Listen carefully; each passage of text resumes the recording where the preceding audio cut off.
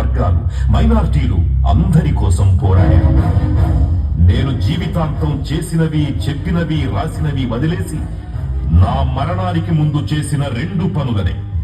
రాజ్యాంగం రాశాడు, రిజర్వేషన్లు తెచ్చాడు అని ఈ 2 ఇన్నాళ్లు చెప్పాను. ఇంకా ఎన్నేళ్లు చెప్తాను? ఉలుకు పలుకు లేకుండా ఇంకా నేను ఎన్ని శతాబ్దాలు అవే వినాలి? నాలో సహనం చచ్చిపోయింది. వీళ్లు విగ్రహావిష్కరణ పేరుతో మిమ్మల్ని పిలిచారు.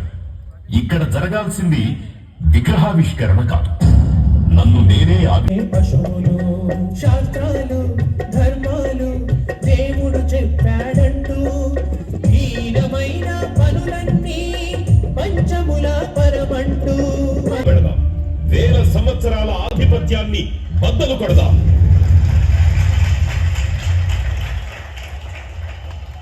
దేశంలో ప్రజలందరికీ అన్నింటిలోనూ సమాన హక్కులుండాలి. అందుకు ఈ మనుధర్మ శాస్త్రాన్ని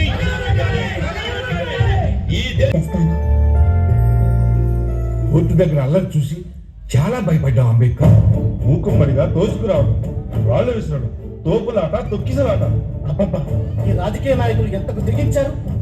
చూడు అంబేద్కర్, అమెరికా కొలంబియా యూనివర్సిటీలో PhD డాక్టరేట్ పూర్తి చేశావు. గొప్ప లాయర్గా భారత్లో కూడా పూర్తి చేశావు. నువ్వు తలుచుకుంటే అక్కడ వేలు లక్షలు సంపాదించగలవు. మహారాజులాగా కుటుంబాన్ని పోషించుకోగలవు. మరి ఇక్కడ రమా, నా మాట అంటే నీకేమాత్రం లెక్కలోకి రావడం లేదు. లెక్కలు డొక్కలు తర్వాత చూసుకుందరు గాని త్వరగా స్నానం చేసిరండి, భోజనం వడ్డిస్తాను. రమా, ఒక్క నిమిషం ఆగు.